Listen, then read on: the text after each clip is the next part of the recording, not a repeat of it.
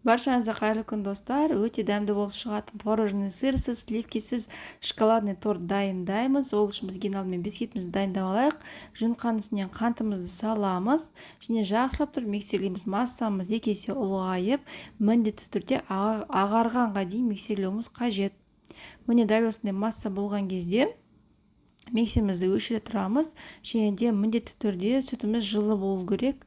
Жылы сүтімізді құямыз. Және сұйық майымызды құямыз. Массамыз тағы да бір рет жақсылап миксерлеп жібереміз. Яғни бірігу керек.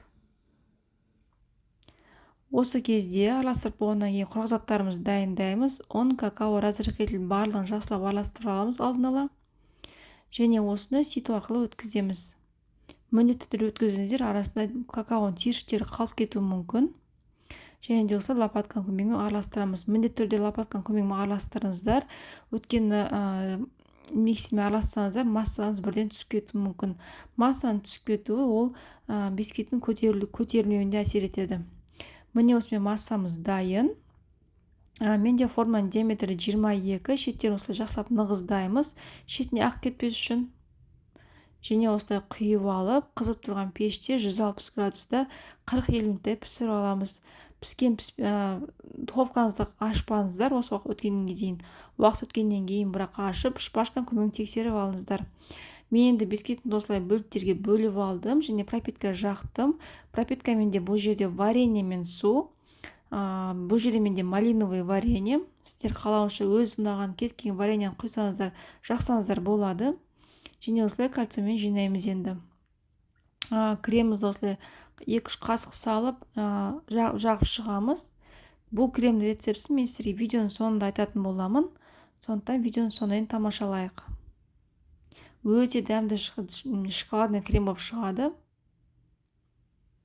Жақ болғаннан кейін екінші коржымыз салып, оған да пропитка жасаймыз.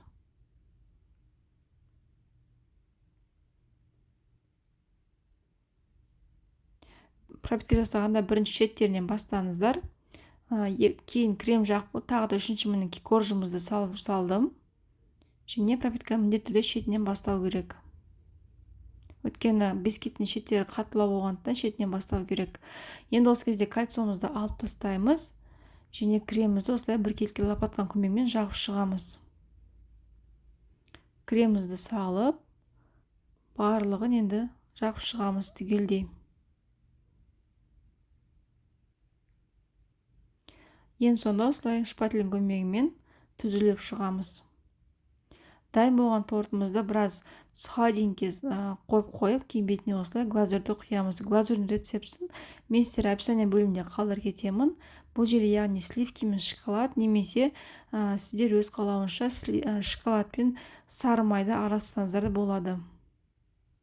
Міне осылай жағып шықтым. Торттың шетіне мен крошканы жабыстырып шықтым. Және де қалған креммен осылай шеттерін әсемдедім.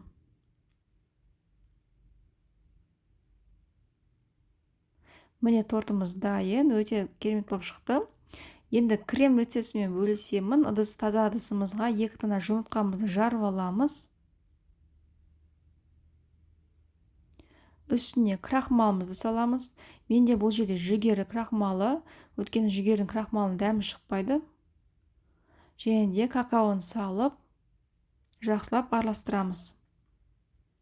Осы кезде бөлек сотейникке біз сүттің үстіне сгущенкамызды саламыз. Осы салып болғаннан біраз отқа қыздырып, қайнатпаймыз, жай ғана қыздырамыз 70-80 градусқа дейін. Дайын болған сүтімізді, қызыған сүтімізді осылай жұмыртқалы массаның үстіне аздап құямыз. Жақсылап араластырамыз, кейін барлығын қалған сүтке араластыратын боламыз. Яғни массаларымызды біріктіреміз. Отқа қойып, енді қойылғанға дейін араластыруымыз қажет. Міндетті түрде қайта-қайта араластырып тұрыңыздар. Өйткені бірден қойылып кетсе, асты күйіп кетуі мүмкін. Міне осымен массамыз қараңыздар қоюланды. Өте қою болып шығады. Плитадан алғаннан кейін осылай үстіне шоколадты салып, жақсылап тағы да араластырамыз. Ыстық күйінде салу керек. Өйткені сол кезде шоколадымыз бірден еріп кетеді. жақсылап араластырып болғаннан кейін барлығын бетін пищевой пленкамен жауып, яғни бетін жауып, біраз ВКонтакте қойып қоямыз суығанға дейін. 2-3 сағат суығаннан кейін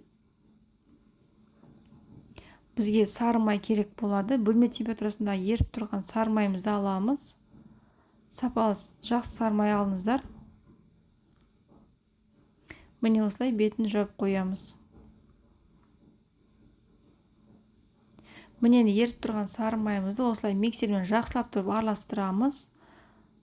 Жұмсақ ағарғанға дейін.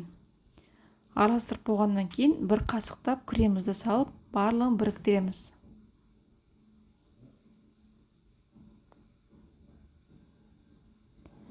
Міне осылай біріктіріп араластырамыз. Осымен креміміз дайын. Осы креммен дайындап көріңіздер, өте керемет дәмді болып шығады. Сіздерге бұл рецепт ұнады деген ойдамын. Өз пікірлеріңізді қалдыруды ұмытпаңыздар. Және де арнама тіркелуді ұмытпаңыздар. Астарыңыз дәмді болсын.